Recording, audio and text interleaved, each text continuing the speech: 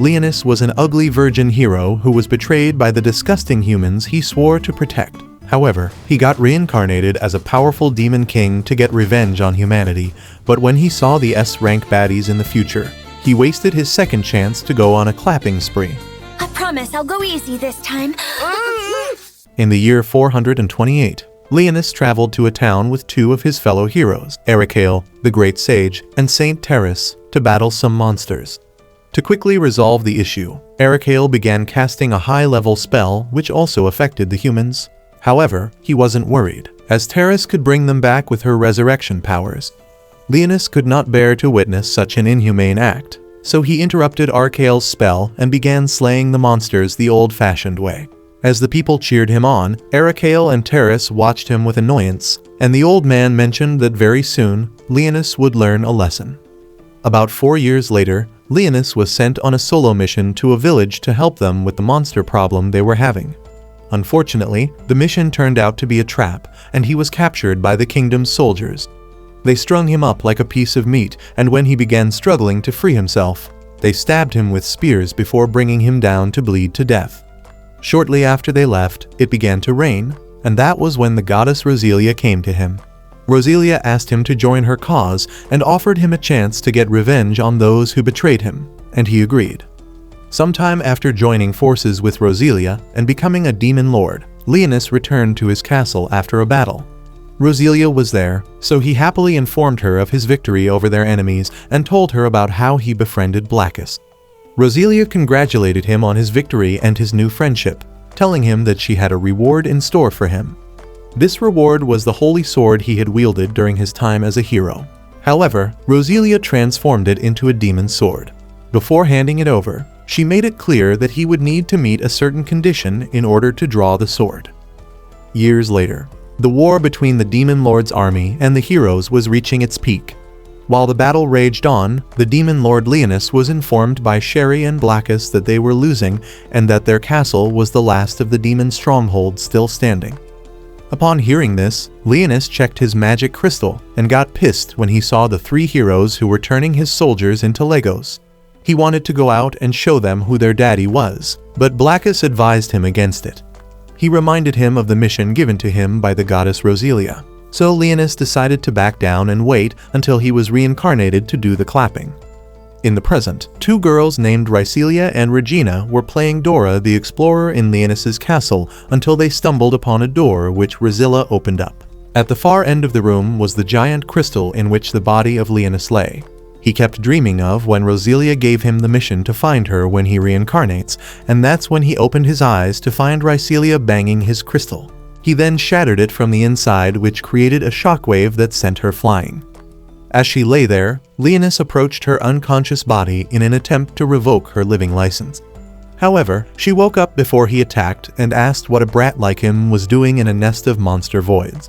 He thought she was tripping until he looked at his reflection and discovered that he was a human, which meant something went wrong with his reincarnation. He was still processing his situation when Rhysselia began fussing over him and almost suffocated him with her huge melons. Immediately she let go of him. He collapsed from hunger, so she had to share her rations with him. While he ate, she introduced herself as a knight in training from the 7th Assault Gardens Excalibur Academy, but when she asked about him, he only told her his name. Seeing that he couldn't give any valuable information, she assumed he had been kidnapped by voids and probably lost his memories from the trauma. Confused, Leonis asked what a void was, so she explained that they were the enemies of humanity who suddenly appeared 64 years ago. She was still explaining when Regina radioed in to say that she'd encountered a void, and the room suddenly began to shake. Immediately, Rhysselia tackled Leonis to the ground, and just as she promised to protect him, an ogre-class void broke through the wall. She then began shooting at it, but all her efforts proved useless, so Leonis decided to show her how it was done. Unfortunately, before he could begin aura farming, his feet got caught in his cloak, and he fell, so he began cursing his little legs. Just then, Regina came in and began shooting the creature with her huge cannon. She promised Rhysselia that she'd handle the void and told her to get Leonis to safety, so Rhysselia left with him. On their way out, they were ambushed by a wyvern-class void, so Rhysselia told Leonis to run and charged at it. Instead of leaving, Leonis decided to prove he was no Sakura. But before he could complete his spell, Rhycelia pushed him out of the way and got hit instead. When Leonis went to check on her, memories of the day he died and was brought back by the goddess Roselia flashed in his mind. They were soon surrounded by more voids, but thanks to his powers, the voids were unable to touch them. He then summoned his staff and took out the voids, using a gravitational and fire spell, after which he healed Rhycelia.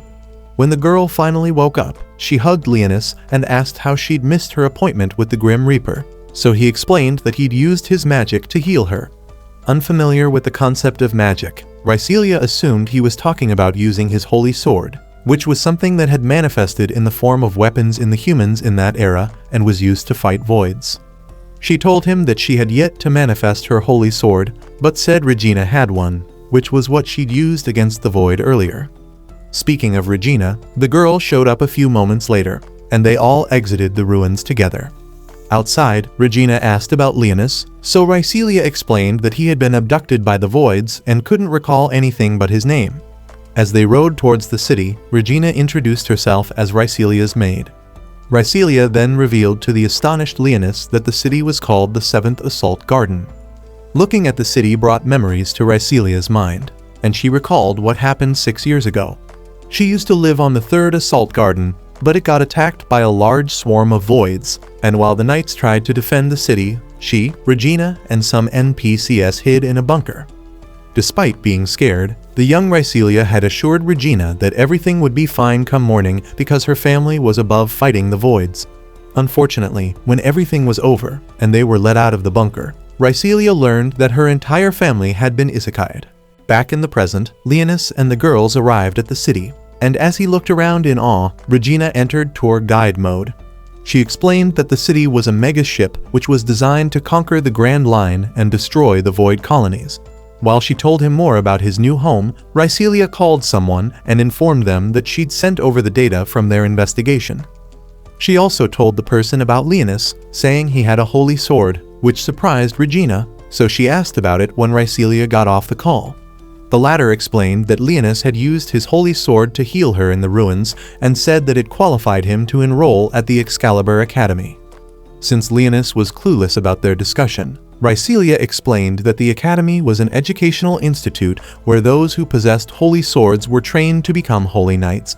She told him she'd enroll him at the Academy, adding he'd be living in the dorms like all the other students.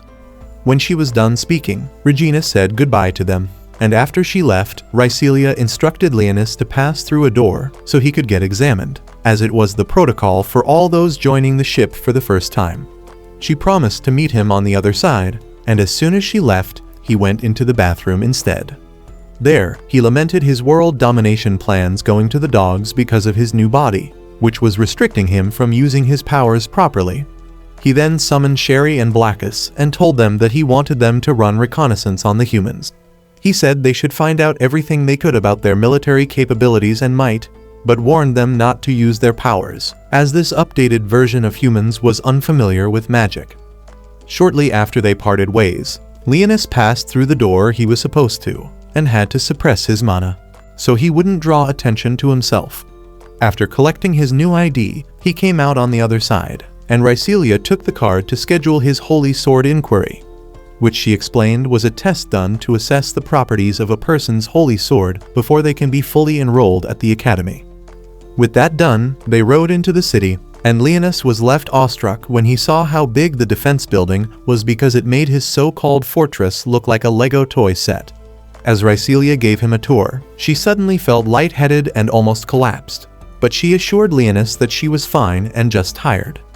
Before continuing on their way, she noticed some students training at the outdoor training center and commented on how she would return after resting to do the same. When she mentioned her lack of a holy sword again, Leonis wondered if she was a Nepo baby because it didn't make sense to him that someone without a holy sword would be enrolled at an academy built for people who possess them.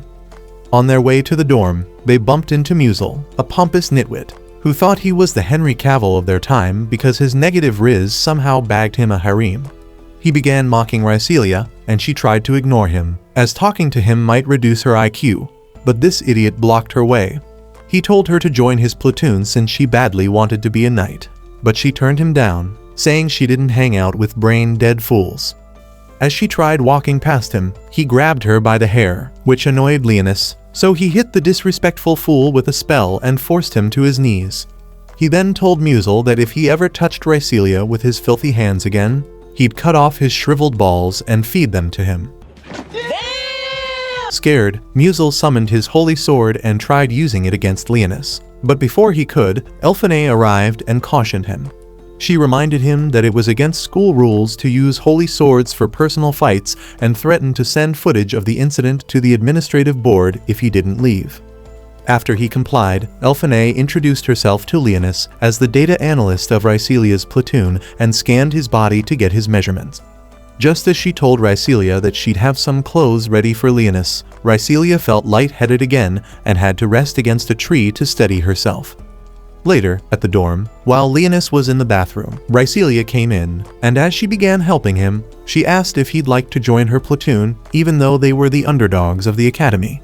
Intrigued, Leonis asked why she wanted to become a knight when she didn't have a holy sword, emotional, damn it! And answered that it was because she wanted to become like her role model, Mulan, and protect those she loved.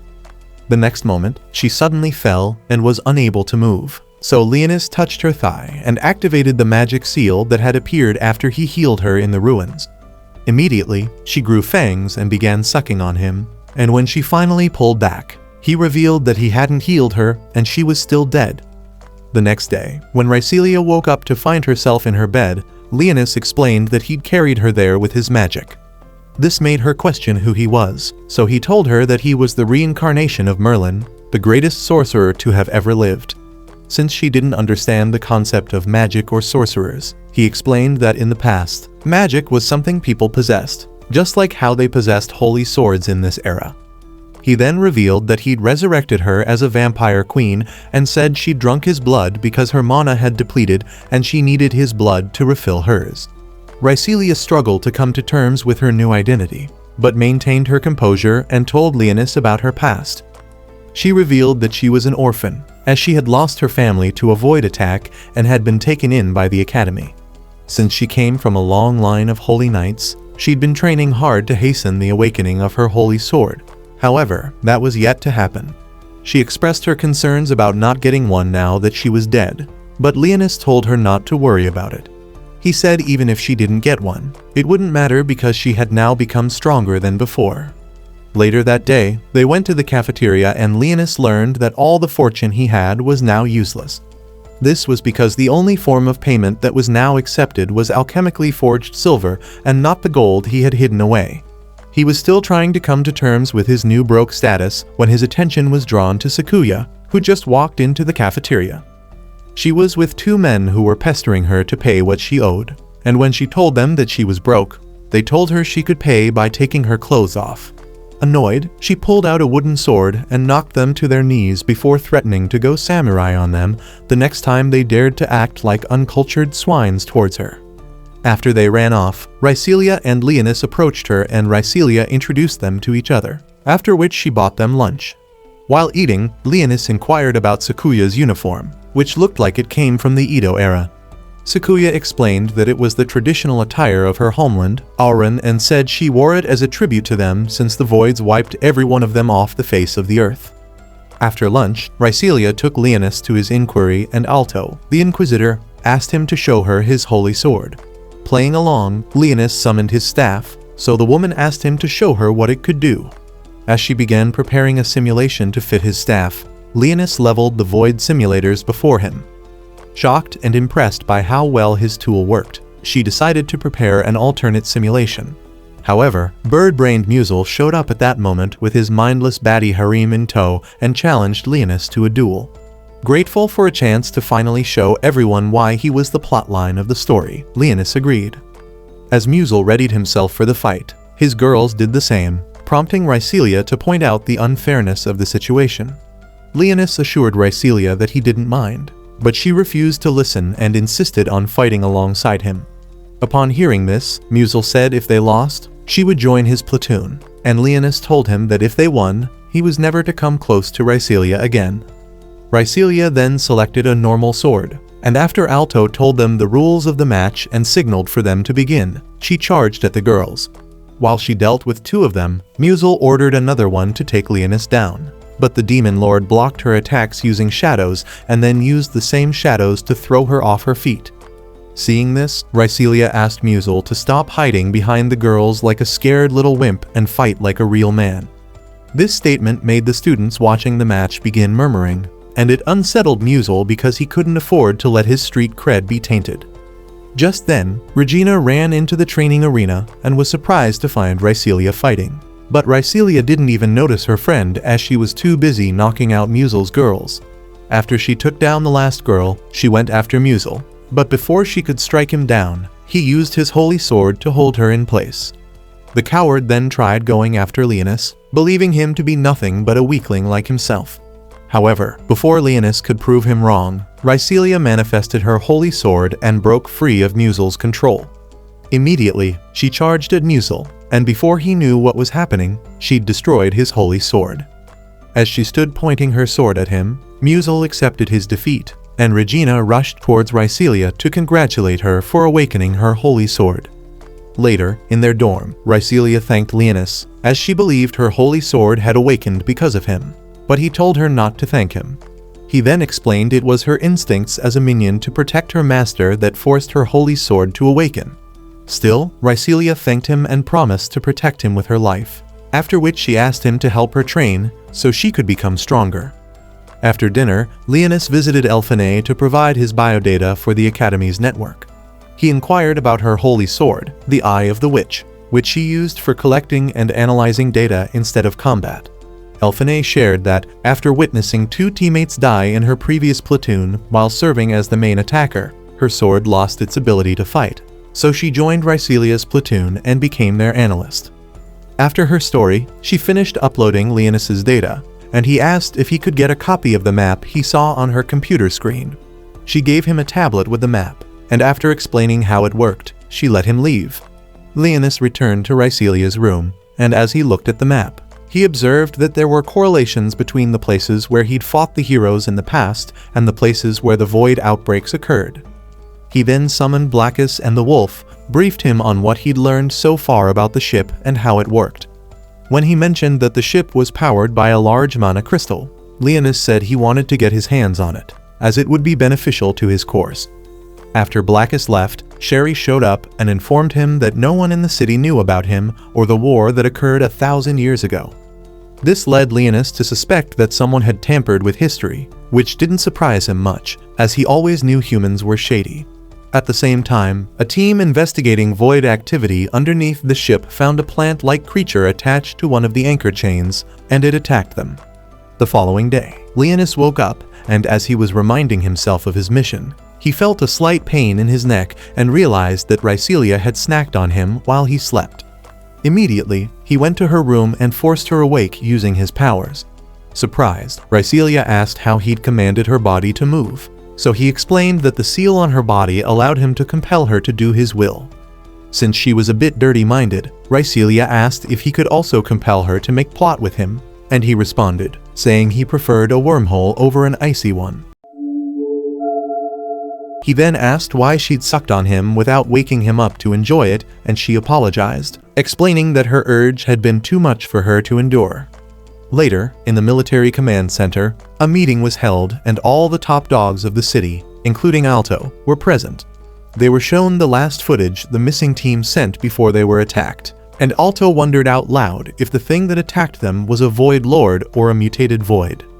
This statement caused the men to panic, as they all knew that the appearance of a void lord would spell doom for the city. Their opinions were divided on what course of action to take, so the acting commander ordered a reinvestigation of the route to determine what it really was. Later that day, while Leonis and Rhycelia trained, Leonis had Rhycelia fight his skeletal army, and after the training, she offered to buy him lunch to thank him. In another part of the city, Sherry got a job in a restaurant, but as a maid, she was so bad at kitchen duties that her boss sent her to sweep the front of the shop. Just as she was about to step out, she spotted Leonis and Rhycelia buying donuts and quickly hid. From her spot, she complained to herself about how she hated the fact that Leonis was going around with the female Gojo instead of her. Curious as to why Rhycelia was so special to Leonis, Sherry decided to tail them after they drove off. A short time later, Rhycelia arrived in front of the restaurant she had told Leonis about. Some brats came out of the restaurant to greet them, and Rhycelia explained that they were orphans living there. When they went inside, one of the boys lifted Rhycelia's skirt. Yeah, boy. So Leonis decided to step in and teach the brat a lesson. However, he stopped because Rhycelia laughed it off as a joke. Just then, the owner came down, so Rhycelia did the necessary introductions. And once the orphans heard Leonis had a holy sword, they begged him to show it to them. Unfamiliar with this kind of attention, Leonis didn't know how to react. But thankfully, Rhycelia took the attention away from him by offering the orphans donuts. At the same time, the second team sent to investigate the root void discovered that it was no longer attached to the anchor. This left them perplexed, but Elphine's sensors detected vibrations beneath the city. Following this, the higher-ups were informed about the missing root void, causing them to worry. To help them understand what had happened, Elphine was called upon to brief them on what she'd discovered. The girl gave them a detailed report on her findings and said that there was evidence of void activity on the ship. The council struggled to believe her claims and argued that a void could not bypass the ship's defenses. However, the scientists supported her findings, noting that they had received the same readings. This led the council to question how the void had managed to enter the ship, to which they were informed that it likely slipped in through the anchor chain openings. Still in disbelief, the board chairman asked why they had yet to track down the void, and Elphine explained that it was because the void had masked its presence. The man called her a liar, saying voids were the dumbest things on the planet after Yorex, so it was impossible for them to possess any intelligence. Elphine was just about to explain the concept of evolution to the pea-brained man when an alarm went off and reports of the root void's life location came in. A team was immediately dispatched to destroy it, but unfortunately for them, the root fought back. During the chaos, the live feed to the command center was cut off, and when it came back on, they were informed that the void had escaped. Hoping to find where it had gone, they began scanning the ship, and Elphine deduced that the void was heading for the power plant where the magic crystal was. She said if they didn't stop it, it would trigger a stampede, and they would have a repeat of what happened at the 3rd Assault Garden. The acting commander immediately ordered soldiers to be dispatched to protect the power plant. Unfortunately, by the time they arrived, the void had already attached itself to the mana crystals, rendering the soldiers unable to take any action. With no other option, the acting commander declared that the ship would be shifted into fortress mode. He ordered the evacuation of all civilians to the shelters while military personnel prepared for the impending stampede. Immediately, everyone sprang into action just as the void took full control of the power plant. When the evacuation alarms sounded throughout the city, Rhycelia and Leonis hurried outside the restaurant to see what was happening. Rhycelia nearly fainted from shock when she saw portals opening and voids invading the city. She watched in disbelief as the city transformed into a massive weapon, firing at the voids. In another part of the city, Rhycelia's platoon members helped the citizens evacuate to shelters. However, Regina was worried about Rhycelia and asked Elphine if she'd been able to contact her yet.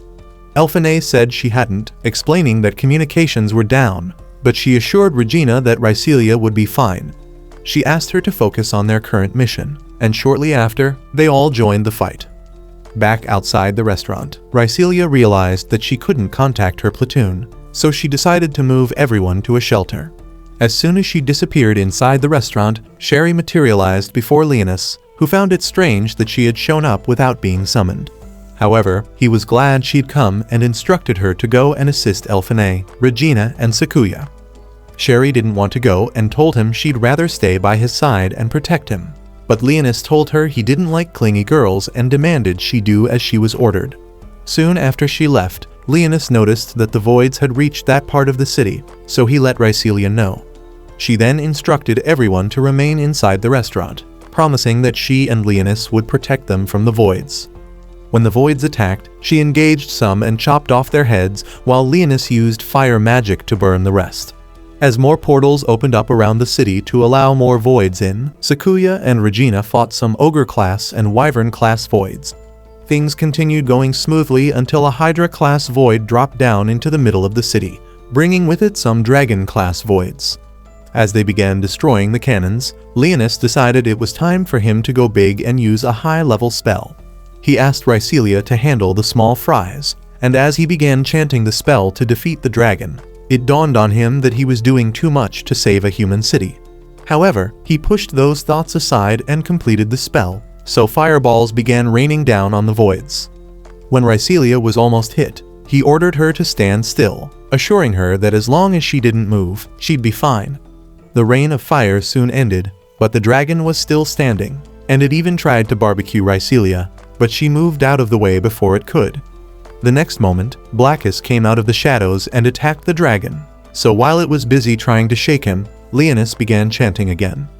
This time, his spell was powerful enough, and it took out the dragon once and for all, surprising Rycelia. As she moved to go to him, the ground opened up, and the roots of the Void Lord grabbed her. Leonis tried to go after her, but the Void Lord stopped him by sending up more roots to block his path. The roots then took on the form of a face which belonged to Ericale, revealing that he was the one responsible for the chaos. Leonis attacked Ericale with a fire spell, but the new and improved Swamp Thing managed to escape and crawled back into the ground. Since he had taken Rycelia with him, Leonis tried going after them, but Blackus stepped out of the shadows and stopped him, letting him know that the orphans and the owner were watching him. Leonis then approached the group and told them to return inside, but they refused and begged him to save Rycelia. He assured them that he would, and before he embarked on his rescue mission, he erected a magical barrier around the building. He also summoned 2 skeletons and ordered them to guard the place. After he returned to Blackus, the two prepared to go after Ericale, but stopped when Leonis heard Elphine's voice coming from Rycelia's earrings, which had fallen off as she was being dragged away. Picking it up, he told Elphine what had happened to Rycelia and asked her to track her location using her holy sword so he could go get her. Elphine declined his request, saying it was crazy for an inexperienced half-wit like him to embark on such a dangerous mission. She told him to come to where she and the others were, and said that she would contact the platoon in charge of that district so they could look for Rycelia. Leonis argued that it would be too late by then and begged her to trace Rycelia's biosignature, so she agreed. A few seconds later, she told Leonis that Rycelia was in the power plant, so he thanked her. The moment he cut off communication, Regina called out to Elphine, telling her to move out of the way. Unfortunately, it was too late, and just as Elphine was about to get taken out, Sherry beheaded that void using her whip. The girls were surprised and began wondering what in the Matrix had just occurred, but they never figured it out because Sherry hid from them and continued snacking on her donuts. Meanwhile, Leonis and Blackus were on their way to the power plant, and Blackus asked Leonis why he'd sent Sherry to help the girls. Leonis claimed it was because the girls were useful, and he didn't want anything to happen to them. Blackus knew he was being a Pinocchio, so he asked why he'd put a barrier around the restaurant and left guards to protect it. Realizing he'd been caught, Leonis admitted he had taken a liking to the humans, which didn't surprise Blackus, as he knew his friend was a big softie. When they arrived at the power plant, they discovered that Ericale had merged with the monocrystal and was drawing its energy. Leonis tried to forcefully remove him from the crystal by setting him ablaze, but he regenerated in a matter of seconds. He then demanded to know how Leonis was still alive, and Leonis told him it was because he'd sealed his soul away. Ericale called him a fool and said his resurrection would end in vain because the world was about to be rebuilt along with the empty star. His words made no sense to either Leonis or Blackus, so Ericale laughed and revealed that he had been chosen to be the bringer of glad tidings. Another statement which made absolutely no sense to the Demon Lord, and just as he was about to tell him to shut his moss-infected mouth up, miniature heads popped up all around Ericale's vines. They soon began harmonizing a tune which made Leonis realize that the heads were the priests from the Sacred Order, which Ericale had assimilated. It wasn't long after this realization that Ericale began attacking Leonis and Blackus. He then started attacking them, but evaded his roots and fought back. Sadly, they were at a disadvantage because Ericale had made the entire place his domain and was using the extra heads to cast multiple spells at once. While they were fighting, Rycelia tried to free herself from the roots holding her, but all she succeeded in doing was cutting herself. Refusing to give up, she summoned her holy sword, and while she tried to maneuver the sword to cut the roots, Leonis fought his way through Ericale's roots and spells, trying to get to her. Fortunately, some of her vampire powers activated, and by using her blood, she created mini blades to cut her restraints. This allowed Leonis to locate her, and the next moment, he shot an earring infused with his blood into her chest. Instantly, Rhyselia's power levels surged, enabling her to break free from her restraints while sprouting a pair of blood wings. When Rhyselia saw Leonis, she rushed over to him like a schoolgirl with a crush and nearly caused both of them to fall. Thankfully, he managed to prevent that and landed both of them safely on a ledge.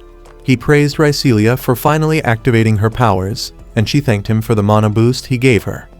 Erikael became enraged as he watched them, and as one who could never accept defeat, he swore that he'd make Leonis pay. He then began chanting a spell, and since he had the priests to back him up, they knew the spell would be huge. Blackus recognized the spell he was chanting and deduced that by the time he was finished, a second Big Bang would occur. To foil his plans, Leonis asked Rhyselia to keep Erikael busy and buy him time to prepare something to defeat the Great Sage. As she began fighting the roots, Blackus asked Leonis what his plan was, and the Demon Lord replied that he was going to use his demon sword. Blackus reminded him of what Rhyselia had warned regarding the sword, but Leonis confidently stated that he knew what he was doing. As he unsheathed the sword, he declared that the 7th Assault Garden now belonged to him, as the condition for wielding the sword was his willingness to protect what was his.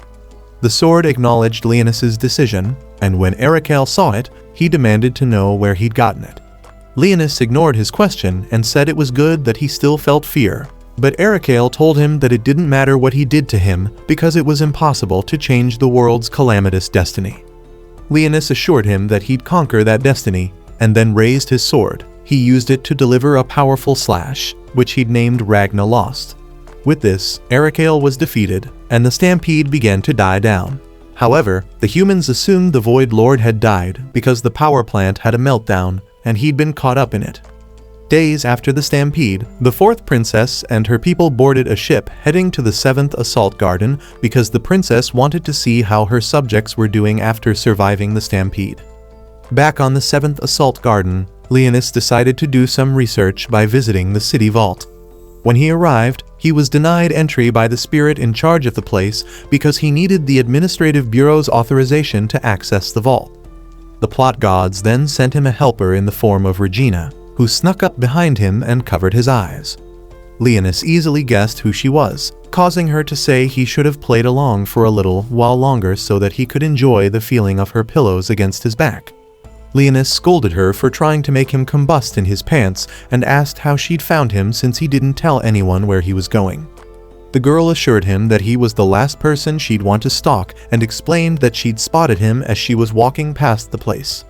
She asked what he'd come there to do, and he lied that he'd come to research the ancient language that was written all over the ruins they found him in. Believing his lie, Regina offered to help him, and as he watched in confusion, she approached the spirit and compelled it to let him in. His confusion soon turned to astonishment, and when he asked how she'd done it, Regina told him it was a secret. As they ventured into the vault, their phones simultaneously pinged, so they checked to see what the message was. It turned out to be an invitation to the commendation ceremony that was scheduled to take place on the princess's ship. Their platoon was part of those receiving the commendation because of the role they played during the stampede. Just then, Rhyselia called Leonis, and they made plans to meet at the harbor later. After hanging up the phone, Leonis asked Regina to go ahead without him, but she told him she wasn't going to attend the ceremony and then left. Meanwhile, inside the demihuman conservation area, some demihumans plotted to abduct the princess and negotiate with the Empire to release their imprisoned kin. As they made their plans, Elsa asked their leader, Basida, if it was advisable for them to embark on such a dangerous mission when they knew the humans possessed holy swords. The person who answered her query was Sharnak, who materialized out of nowhere and joined their conversation. She told Elsa that she didn't have to worry because she had a solid plan to get rid of that problem. Before the group could begin to question who she was and why she thought they would listen to her, she convinced them to let her join them and proposed a different idea. Her idea was to hijack the ship along with the princess and everyone on board and then force her to take them to the capital, where they would begin the negotiations. Buying into her crazy idea, they asked what her plan was to overcome the Holy Knights. The dark elf revealed that her goddess had given her the ability to grant them powers which rival those of a holy sword and presented a demon sword to them. Being the leader, Basida was the first to receive a demon sword, and as he tested out his new blade, the group was left in awe. Sharnak promised to bestow similar weapons on all of them, but asked that in exchange, they deliver all the holy swordsmen to her so she could sacrifice them to the goddess, and they agreed. Later that day, when Leonis arrived at the harbor, he took a stroll and visited some stalls so he could buy a gift for Rhysselia. He deluded himself into believing he was doing it to reward her for being a good servant and not because he had grown fond of her. As he made his way to the ship, the princess came out on the deck to wave at her subjects, and he told himself that it was a nice tactic to keep the people loyal. Rhysselia and the others soon arrived, and after Leonis approached them, he gave Rhysselia the gift he bought for her. Rhysselia was very pleased with the keychain but teased him, saying that he would grow up to become a certified Rizlord, which surprised him as he didn't think he even had game in the first place. She then thanked him and, after putting the gift away, said it was time they boarded the ship. But before they could do so, Rhyselia's self-proclaimed nemesis, Fenris, approached them. Like every cliché mean girl ever written, Fenris began bragging and mocking Rhysselia and her friends. She asked if they had taken a wrong turn on their way to the loser award ceremony, and Rhysselia answered that they had also been invited to the commendation ceremony. This shut the girl up, but not for long, and when it looked like she was about to say something to provoke Rhysselia, Elphinée spoke up and told her to back off. Out of respect for Elphinée, Fenris agreed to back off. However, she refused to leave without having the last word, so she condescendingly congratulated Rhysselia on awakening her holy sword. As she walked away, Leonis asked who she was, and Rhysselia told him that she was the reason blondes had a bad reputation. Meanwhile, the demihumans breached the ship and stole the faces of the guards they murdered so they could blend in. While waiting for the princess to show up, Leonis sat on one of the lounge chairs by the pool, reading the text he'd swooped from the vault. It led him to believe that he'd been purposely wiped from history, and he wanted to find out why. A little while later, as the princess was walking to the banquet hall, the demihumans made their move. After getting rid of her guards, they began threatening her to come with them, so the princess set her pet spirit free. Inside the banquet hall, the guests were rounded up by Elsa's team, and when Fenris tried to pull a die hard, Elsa fired a warning shot and promised that the next one would be aimed at someone's head. Elsa had no choice but to put her holy sword away. However, to ensure that no one else would do the same thing, the oldest elf threw down an apple bomb. He warned that if they did anything, he'd detonate the bomb, so everyone fell in line and surrendered their phones and communication devices. The civilians were then kept separate from Rhysselia and the others, so they asked the demihumans what they wanted. Jurda revealed that they wanted the Empire to release their kin, and Fenris told him that the Crown didn't negotiate with terrorists, which pissed him off. Seeing this, Elsa reminded him that they weren't supposed to hurt them, so he backed off. When he began complaining about how he didn't understand why a goddess needed so many sacrifices, Leonis became curious and decided to go investigate. He then let Rhysselia know that he was about to pull an avatar.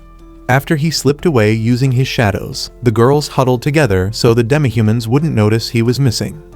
On the ship's bridge, Sharnak used artificial spirits to force the princess to activate the ship's engine and set a course for a void reef.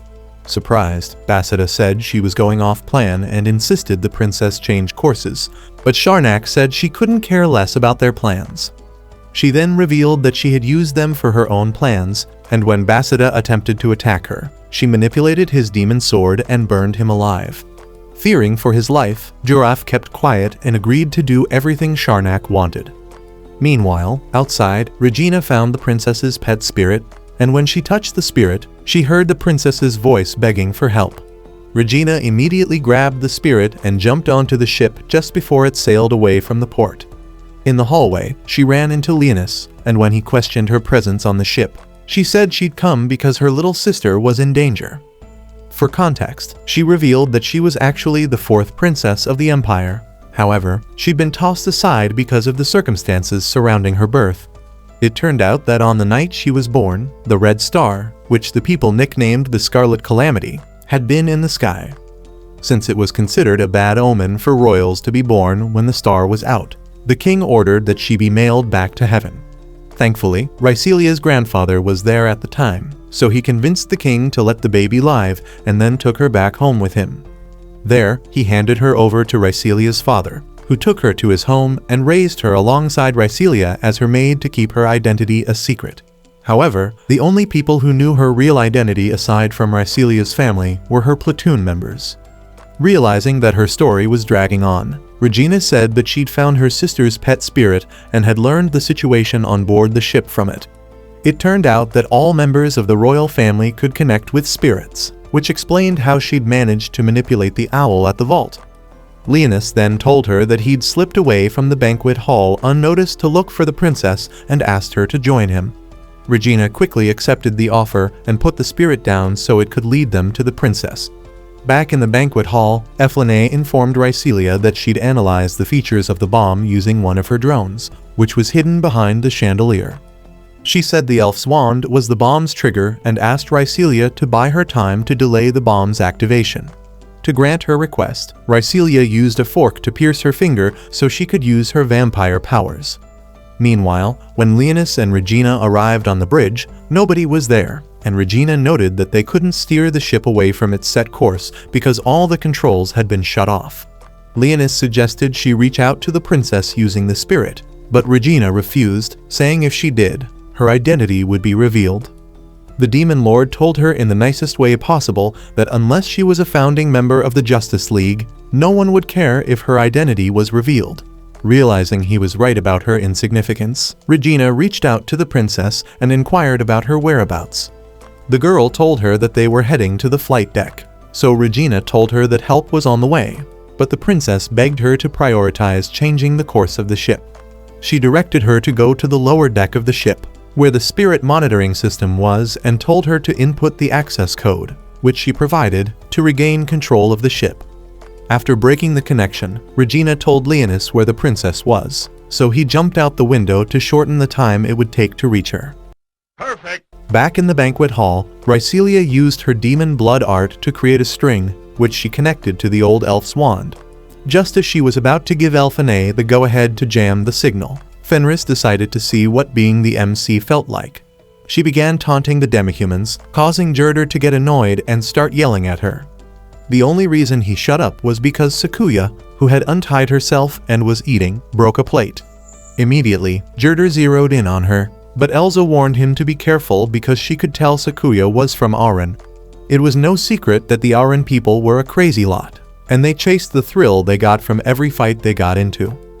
Hating the fact that the attention had been taken away from her, Fenris spoke up, challenging Jurder to a fight, and when he charged at her, she went all Kung Fu Panda on him. Since everyone was distracted by the fight, Ryselia and Elfine carried out their plan and disarmed the old elf. Realizing that their trump card was gone, Elsa tried to hold on to whatever ounce of control they had left by threatening them with her gun. The next moment, Sakuya hit her with the hilt of her sword, and she passed out. Fenris then activated her holy sword, which transformed into a pack of ice wolves, and commanded them to attack Jurder. With the elf as the only remaining opponent, Ryselia swiftly knocked him out. She then scolded Fenris for almost jeopardizing their plan with her loud outburst. After freeing all the hostages, Ryselia attempted to call Leonis, but was unable to get through to him. She was still trying to contact him when the Voids began boarding the ship, so Fenris and Sakuya began fighting them. Elfine and Ryselia started helping the civilians out of the room, and while they were doing this, Leonis contacted Ryselia through the keychain he'd gifted her. He told her to go assist Regina, but Ryselia explained that she was needed in the banquet hall because of the Voids. Leonis assured her that he'd made arrangements to handle the Voids, so she left Elfine in charge of crowd control and left to find Regina. The girls did their best to keep the Voids at bay, but things escalated when a Void, nicknamed the Brain Eater, showed up. Sakuya then asked the others to head to the other room and protect the people while she stayed back to fight Mr. Octopus. As soon as they complied with her instructions, Sakuya let loose, unlocking a secret technique which turned her holy sword into a demon sword. At that same time, Regina and Ryselia arrived at the lower deck, and after getting rid of the Voids there, Regina went to do what she needed to do while Ryselia stood guard. Outside, Sharnak forced the princess into the airship and left poor Giraffe to die at the hands of the Voids. However, as Sharnak attempted to fly off the ship and escape, Leonis held the airship in place using his shadows. Inside the hall, Sherry helped the girls slay the remaining voids, leaving them confused again, as they wondered who had helped them. In the main room, a tired Sakuya rested after having slayed Squidward's more evil twin. Back outside, Sharnak faced Leonis and scoffed in disbelief when he introduced himself as a demon lord. She told him that he was being delusional, but Leonis made her eat her words by countering the spell she attempted to use against him. He then bound her with his shadows and asked her to tell him the name of the goddess she served. Before Sharnak could say anything, her body began shaking, and a sword forced its way out of her body. Leonis recognized the sword as the Demon Lord Slayer, the evil trashing blade, Zolgstar Mazikis, and wondered how it had gotten there. Before his very eyes, the sword transformed and opened portals to bring more voids to the deck. He tried to destroy the sword, but it still possessed the powers it had when it was a holy sword, so it countered Leonis's spell. Before he could think of another way to destroy it, it teleported and reappeared behind Leonis just as the Demon Lord noticed the princess was in danger. Leonis took out the voids, but couldn't do the same with the sword. Regina, who had been observing them from the camera on the deck, began controlling the guns and opened fire on the voids and the sword. Unfortunately, that did nothing against the sword, so she began launching missiles at it, and surprisingly, Rhycelia came flying out of one of the missiles like a jack-in-the-box. After she landed in Leonis's arms, he instructed her to take on the voids while he took on the sword. He then pulled out his demon sword and destroyed the corrupted sword, using Ragna Lost. Later, when everything was over, the princess thanked Rhycelia, Elfine, Sakuya, and Fenris for saving her and everyone else on the ship. When she inquired about Regina and Leonis, Rhycelia explained why they were missing from the gathering. The princess expressed sadness at not getting the chance to thank them, but Rhycelia assured her that they wouldn't hold it against her. She then told the princess that Regina wished her a bright and joyous future. Meanwhile, Leonis was lying in bed at the dorm because using the demon sword had maxed out his mana. Regina came into the room to check up on him, and he assured her that he'd be fine after some rest. The girl knew he would. However, she wanted to show gratitude to him for helping her, so she kissed him and told him to keep it a secret. Days later, as the remaining members of the demi-human rebel group were being chased by the Holy Knights, Leonis came to their rescue. Feeling like Medusa, he turned the knights to stone and then revealed himself in the most theatrical way possible, hiding his face behind a mask. He forced the confused demi-humans to their knees and introduced himself to them as the Demon Lord, Zal Vals.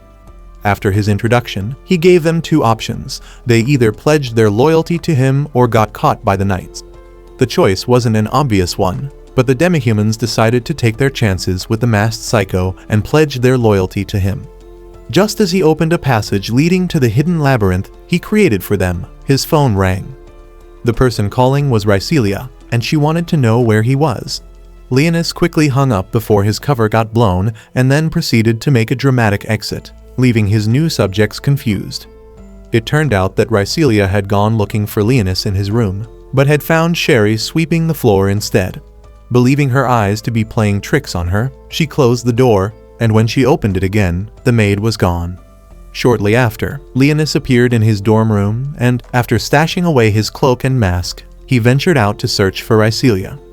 He found the girl getting dressed with her door wide open and quickly looked away. Unfortunately for them, the writers had decided that this fanservice moment needed a plot twist, so Regina walked in. When she saw them, she asked if she needed to place a call to the authorities, and they assured her that it was all a misunderstanding. After Rhycelia got dressed, they sat down to eat the sandwiches Regina brought, and their conversation soon shifted to the rumors that their dorm was being haunted. This was because people had been seeing Blackus and Sherry hanging around the place. Rhycelia immediately agreed and told them that she'd seen the maid sweeping Leonis's room. This prompted Leonis to make a mental note to tell his people that they were bad at keeping a low profile. Rhycelia then asked Leonis where he'd gone that morning, and he lied, saying he'd gone to train in preparation for the practice match they had later that day. The girls told him it was a wise decision and said they had to do their best if they wanted to beat Fenris's platoon and rank up. A few hours later, the practice match began, and Rhycelia and Leonis worked together to take one of the flags belonging to Fenris's platoon. Elfine had the important duty of guarding her platoon's main flag while also watching over her team. She and Regina worked well together, but Sakuya got a bit overenthusiastic and began chasing after Fenris's ice wolves. From the bleachers, Alto realized the 18th platoon's strategy and informed the council members that it was a promising plan. However, she added that if they didn't execute it properly, they could risk losing the match. At that moment, an ice wolf charged at Rycelia, and when she tried to fend it off, another wolf approached from behind and bit her leg. Leonis quickly destroyed the wolf, but the ice burn on Rycelia's leg lingered, and it was painful. Fenris revealed her true identity and laughed at Rycelia for falling into her trap. However, Rycelia told her to stop acting so arrogant. She questioned why Fenris, as the captain, was guarding a sub-flag. Fenris responded that she wanted the opportunity to fight Rycelia. Women. Feeling confident, she disclosed her platoon's strategy, which made Rycelia realize that they had been playing Fenris's game all along. Leonis admired the girl's knack for planning and strategy. However, he wished she'd stop talking for once, as the sound of her voice was as annoying as a mosquito. Tuning back into her yapping session, he heard her declare that she would win before she made boxing gloves out of her ice wolves. Her teammate tried to take Leonis on, but he knocked her out and returned his attention to Rycelia and Fenris's fight. The latter pushed Rycelia against a tree and held her there with ice. Rycelia managed to break free from her ice cuffs and charged at Fenris, knocking her down and standing over her with her sword. Shocked, Fenris fainted, and a few short minutes later, her platoon's main flag was captured, securing victory for Rycelia's platoon. That night, in an undisclosed place, Nefakes, Sharnak's partner, wondered how she died as he fed holy swords to a monocrystal. It turned out that she'd been collecting holy swords like Pokémon cards and bringing them to him. He would then feed them into the monocrystal as an offering to the goddess they were trying to resurrect. Outside the place, a portal opened up, and as his ship floated into the open sea, it was revealed that he was using the abandoned 3rd Assault Garden as his base. A few hours later, Alto summoned Rycelia's platoon to inform them that their unmanned drones had captured footage of a 3rd Assault Garden that had appeared unexpectedly. She explained that the ship was heading toward them and mentioned that they had received 2 distress signals from it. Alto indicated that these signals could suggest the presence of survivors on board, but they wouldn't know for certain until they investigated. She assigned the mission to the platoon, which was straightforward: look for survivors and shut down the ship's engines. They needed to complete the mission within 72 hours, as exceeding that time frame would prevent the 7th Assault Garden from retreating, resulting in a collision with the 3rd Assault Garden. The platoon accepted the mission, but Rycelia questioned why Alto had chosen them for this task. Alto admitted it was because Rycelia and Regina came from there, but also said she believed in their capabilities as a team. Rycelia thanked her for her honesty and tried to suggest they leave Leonis out of the mission, but he protested. The following day, while the girls gathered at the flight deck, Leonis met with Blackus and Sherry. He tasked Blackus to watch over the city in his absence and instructed Sherry to accompany him. Sometime after they left for their mission, Regina became bored, so she made Leonis lie on her lap so she could clean his ears. While she did that, Leonos drifted off and dreamt of the past when Roselia told him she would disappear from the world soon. Leonis had thought she was joking, but she assured him that he wasn't and said she would be reincarnated 1,000 years from then. She told him his mission as her loyal servant was to find her in her new body, but made him promise to do something if she ended up turning into something else. Leonis woke up before she told him what to do, and he was surprised to see that he was in Rycelia's lap and not Regina's. Elfine soon informed them that they had arrived. After she landed the aircraft, everyone disembarked. Rycelia then instructed Regina, Sakuya, and Elfine to determine the exact location where the distress signal came from. She mentioned that she and Leonis would head to the power plant to shut it down, but Elfine insisted on sending one of her drones with them. As the group separated, Leonis instructed Sherry to accompany the girls and keep an eye on them in case of an emergency. Though the demon maid was unhappy with this assignment, she had no choice but to obey her master's orders. Shortly after, Leonis and Rycelia were attacked by a void, and Rycelia became trapped under a light pole. Meanwhile, a few minutes before the aircraft landed, an elf named Arl suddenly appeared in another part of the abandoned city. She had been sent there from the past and was confused as to why the place was the way it was. However, she found herself some clothes, and after getting dressed, she went to survey the area. While she was doing this, she spotted the aircraft and watched in confusion and awe as it landed. She was so distracted by the sight that she didn't notice Nefex had appeared behind her until he spoke up. Surprised, Arl turned to face him, and he told her it was an honor to be in the presence of the great elf hero herself. Hearing this, Arl became defensive and cautiously asked if he was also from the past. Ignoring her question, Nefex introduced himself and said he knew she was there to destroy the goddess's vessel. His words made her distrust him, so she deemed him an enemy and tried to attack him, but he disappeared. The next moment, a void came up behind her, so she turned her attention to it, preparing to fight. At the same time, Rhycelia and Leonis were also getting attacked, so Leonis used his shadows to teleport Rhycelia to an underground tunnel to prevent her from getting hurt. The void attacked him with a spell, destroying Elphine's drone in the process, but Leonis was unharmed thanks to his barrier. When he tried to retaliate, the void defended itself with a barrier, making him realize that it was mimicking an angel. This realization pushed him to try a high-level spell because the void would keep countering the low-level ones. Elphine and the others heard the explosions, and when Elphine confirmed that her drone had been destroyed, Regina suggested they head towards that direction. Back where Leonis was, the void kept attacking and countering all his spells, but he managed to defeat it using a fireball spell and a lightning spell. With the void gone, he rushed to check on Rhycelia, who assured him that she was fine until she tried standing and discovered her legs were affected. Leonis told her not to worry and said that her vampire abilities would heal her. However, it would take a while. He suggested finding a place to lay low until she had healed, but as he was speaking, he noticed some figures approaching them. Immediately, he attempted to attack, but Rhycelia stopped him, saying that her mana counter wasn't detecting any signals.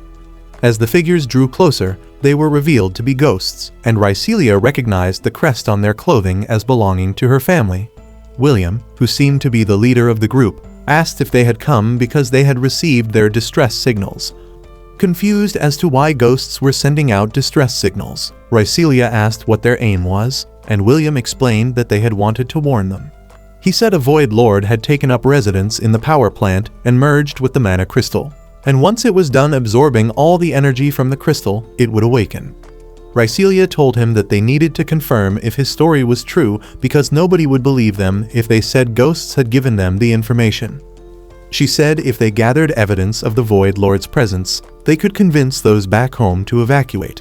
William promised that they would help her gather the proof, but he suggested that she go with them to her family's estate and stay there until she was fully recovered.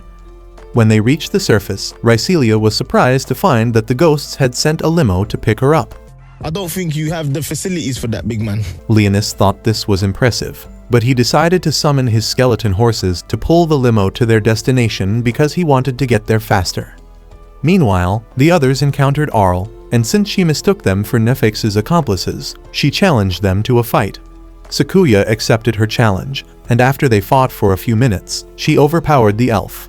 However, she acknowledged that her victory was due to the fact that Arl was injured. It turned out that the elf had been hurt badly while fighting the void and was only pretending to be in one piece. Back inside the limo, Rhycelia asked for her daily blood fix like the junkie she was becoming, and Leonis didn't hesitate to offer his neck.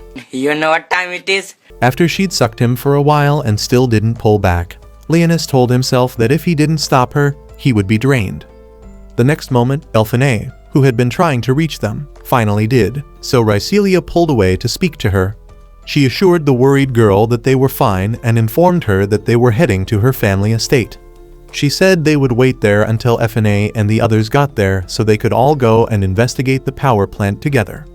Elphine agreed, but said they would head out after treating Arl's injuries, so Rhycelia asked who that was, and Elphine told her that they suspected she was a survivor. After the girls hung up, Leonis gifted Rhycelia a dress, which she swore would increase her powers whenever she wore it.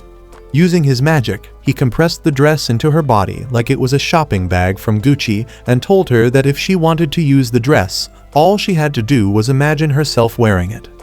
Still in the Christmas spirit of giving, Leonis then gifted Rhycelia 3 skeleton keychains, saying they were good luck charms. At the same time, in the mall, the girls were holed up. Regina finished treating Arl, and then the interrogation began. First, Sakuya gave her a new shirt and then asked what her name was since they never got around to doing introductions. Arl answered her question and apologized for attacking them, but the girls assured her that it was all water under the bridge. From where she'd been standing, Elphinae said that she couldn't find Ark's name in the database of the 3rd Assault Garden. When she began questioning Arl's presence on the ship, the elf turned the question back on them. Elfine answered that they were there to investigate the possible void activity happening in the abandoned city. Arl didn't understand what she meant, but decided that she wouldn't stress over it because it didn't concern her. However, she told them that she was also on a mission, and said her mission was to slay a goddess and stop her resurrection. She revealed that she was on a mission to slay a goddess, but refused to tell them who assigned the mission to her or where she came from. When she tried to leave, her stomach growled, so Sakuya offered her some snacks and suggested she rest a bit. Rhycelia and Leonis arrived at her family estate, where Rhycelia wandered through the grounds of the ruined mansion, lost in memories. Meanwhile, Leonis sat downstairs, cleaning a bone. As Rhycelia entered what remained of her father's study, a wave of sadness washed over her, and she began to cry. To comfort her, the guards conjured an illusion of the past, where her father sat with her in the study, reading the story of the Demon Lord. The tale described a cruel demon lord who resided in a castle made of bones. His tyranny provoked God's wrath, leading God to empower a hero and send him to defeat the demon lord. After the demon lord's defeat, the people celebrated the hero, and they all lived happily ever after. When her father finished the story, he told her there was more to it than the book said, and Rhycelia pleaded with him to tell her more. The illusion soon faded, and Rhycelia was back in the destroyed room. But this time, Nephax was in the room with her. When Rhycelia asked if he was a survivor, he became annoyed and attacked her with a high-level spell. The spell knocked her unconscious, so she began dreaming of the last time she saw her father. It was on the night the 3rd Assault Garden fell to the voids, and little Rhycelia pleaded with him to take her with him, but he refused. He said the battlefield was no place for a brat and asked her to go to the shelter with Regina and the others. The last thing he told her before he left was that the story was wrong about the Demon Lord, and he believed that the Demon Lord would appear when the world needed him to defeat the voids. The next moment, she woke up, and to her surprise, there were 3 skeletons standing before her. It turned out that they were the reason that Nephax's spell hadn't hurt her seriously. Nephax was equally surprised to see the skeletons, and he began to wonder if he'd misjudged Rhycelia. He'd attacked her because he assumed she was a human. However, now that the skeletons were there, he wondered if she wasn't just a normal human. Nevertheless, he attempted to attack her again with another spell, but Leonis showed up just then and countered the spell. His fireball spell hit the unsuspecting Nephax, and as he fell, Leonis went to check on Rhycelia. Rhycelia assured him that she was unhurt, but asked if he could also see the skeletons because she was starting to suspect that she had a concussion. Leonis told the confused girl that the skeletons were the good luck charm keychains he'd given her in the limo. Taking this as their cue, the skeletons, who turned out to be complete idiots, introduced themselves individually, but said all 3 of them were known as the 3 warriors of Ragnas. They told her that they were the ones who defended her against Nephax's first attack. However, they soon started arguing over who defended her first. Just then, Nephax arose from his position on the floor and commended Leonis for being able to knock him down. While he was speaking, Leonis got a proper look at him and became shocked, as he recognized Nephax as the servant of one of the demon lords who fell to the heroes. He wondered why Nephax was there since he believed him to have died with his master during the war 1,000 years ago. When Nephax tried to attack Rhycelia again, Leonis used an ice spell to counter his fire spell, after which he asked Nephax what he was doing there. Nephax didn't have the chance to respond because the entire place began to shake, and he started laughing like a madman. He then said that Saint Terrace had fulfilled her role and was now a vessel for the goddess, prompting Leonis to ask which goddess he was referring to. Nephax refused to tell him and opened a portal, but before he left, he told them the world was destined to crumble at the hands of the goddess. After the portal closed, the tremors started again, and Leonis spotted the symbol of the sacred order shining in the sky. Before he could process what was happening, the skeletons urged them to leave the building. Once outside, they saw the giant remains of Terrace rising from the power plant. William explained that she was the Void Lord they had been warned about. As they watched, the Void Angels circling her began chanting the hymn of the Sacred Order. When Terrace started to move, the angels swooped down and attacked Leonis and the others, but they managed to fend them off. Unfortunately, each void they destroyed regenerated due to Terrace's regeneration ability, making things increasingly difficult for them. However, Leonis directed the group to smash the voids' heads.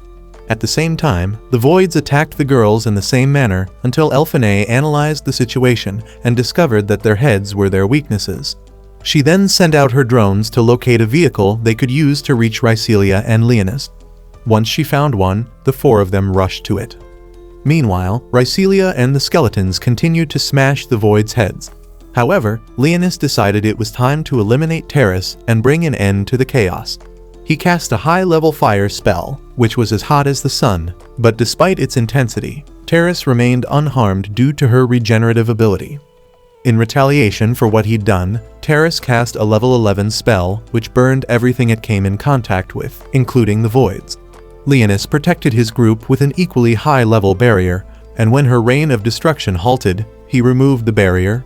He then instructed Rhycelia and the skeletons to keep watch while he prepared to confront Terrace. He drew his demon sword and floated into the air, hoping to improve his chances of hitting Terrace with Ragna Lost. However, as he focused on his attack, he heard Roselia's voice coming from within Terrace's body. She asked if he truly intended to slay her with the sword she had given him, leaving Leonis puzzled about how she could be inside a Void Lord. Frustrated, he unleashed the power of his sword, but Terrace absorbed the attack and retaliated with magical arrows. The arrows struck everything in sight, including Leonis, causing him to fall to the ground. Rhycelia attempted to rush to him, but hesitated when she saw Terrace preparing another level 11 spell. After being conflicted on what to do, Rhycelia eventually activated the dress Leonis gave her. Using her blood as a power source, she sent a slash in Terrace's direction, which hit her and caused her to fall to the ground. Rhycelia then rushed to Leonis's side while the skeletons protected them and discovered that he was dying. Leonis weakly asked Rhycelia to leave, but she refused, pressed her bloodied hand to his wound and began transferring blood to him. While she did that, Leonis's past flashed in his mind, and he finally remembered what Rhycelia said to him on that day. She had told him that if in the future he found her, and she was something else, she wanted him to slay her with his demon sword. Leonis responded that he couldn't keep such a promise, so she told him that he should ensure that he found the real her. The next moment, Leonis opened his eyes and declared that the fake goddess would die by his sword. He thanked Rhycelia for saving his life and asked her to give him a piece of her dress, which he used to repair his damaged shirt. Magic. Just then, Terrace started getting back up, so the Demon Lord informed his minion that he wanted to get rid of her for good this time. However, he needed a little help in the form of mana because using the sword the first time drained most of his mana. Hearing this, William and the other ghosts approached him and asked him to convert their souls into an energy source. They also asked him to use the souls of all those who died on the day of the stampede and were still trapped there, since theirs alone wouldn't be enough.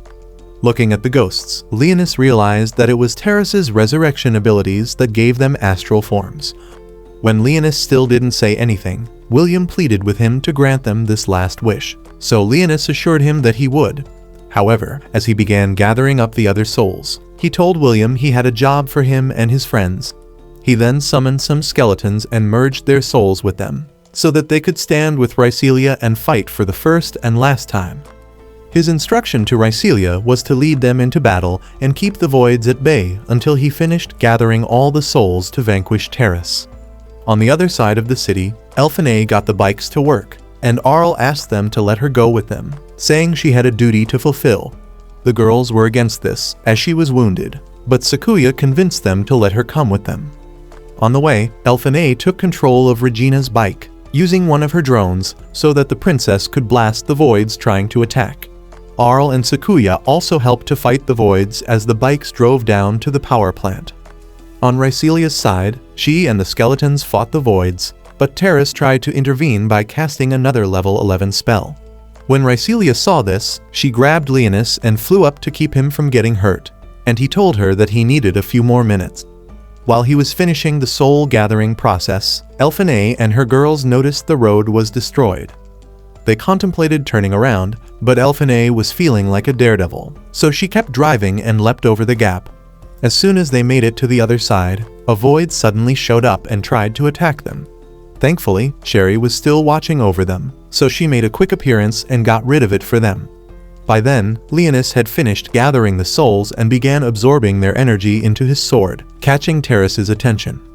She tried to stop him by throwing a building at him. Whoa, calm down, Jamal. But Rhycelia cut it in half before it got close. When the sword was ready, Terrace erected a high-grade protection barrier around her body because she knew what was coming. Leonis became worried that her barrier would hinder his plans. However, he didn't stop and prepared to hit her with Ragna Lost. At the same time, the girls approached Terrace from behind, and Arl infused her holy sword with her mana. Regina and Sakuta also got their holy swords ready, and when they were close enough, they simultaneously unleashed the power of their weapons in Terrace. Regina and Sakuya's combined firepower weakened the barrier, allowing Arl's strike to hit Terry, forcing her to drop the barrier completely. As Terrace held her side in pain, Leonis became distracted and wondered who was powerful enough to hit her and cause damage. However, when Terrace turned to face him and he began hearing Roselia's voice again, he remembered his mission and unleashed Ragna Lost on her. As she burned, Arl fainted, and Rhycelia heard her father's voice telling her that the Demon Lord would return and rid the world of voids. After Terrace's complete annihilation, the ship stopped moving and all the voids disappeared. William and the other ghost then said goodbye to Rhycelia, and she asked them to say hello to her family for her. After the ghosts left, Regina and the others showed up, so Rhycelia happily rushed to them. After she and Regina embraced, Leonis joined them, and to his surprise, he saw Sakuya carrying an unconscious Arl. Not wanting the girls to suspect something was off, he schooled his facial features and said nothing, even though his mind wasn't calm. He kept trying to make sense of the elven hero's presence in future, as the girls waved down the aircraft which came to take them home. This thought didn't leave his mind, and on the ride home, Rhycelia noticed he was troubled and asked what the issue was. Leonis answered that there wasn't an issue and quickly changed the topic by asking what book she was reading. She told him it was the fairy tale book her father used to read to her about a demon lord and the hero who defeated him. To pass the time, she told him a part of the story, and Leonis argued that they were all inaccurate. Rhycelia asked how he knew this, and he said it was simply his take on the story. However, he made a mental note to read the book, as it was the only thing in that era which talked about him, even though they were all lies. When he returned his attention to Rhycelia, she told him that he reminded her of the demon lord from the story, which shocked him.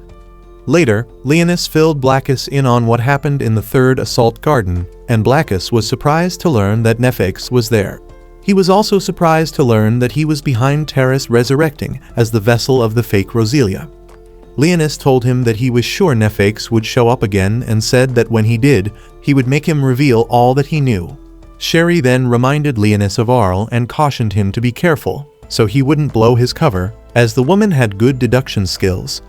Leonis told her that he would and ordered her to shadow Arl until she learned why the elf was in that era.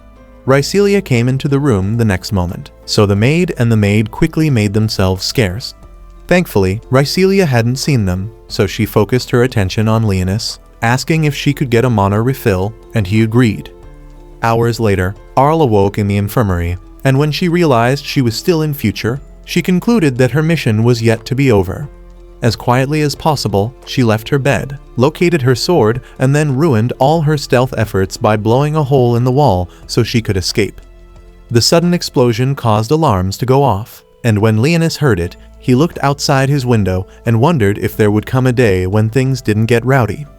Do you think Leonis and Roselia used to make plot while he was in his demon lord form, or were they only about world domination? If you've watched up to this point and loved the video, you can check out the next video. See you guys in the next video.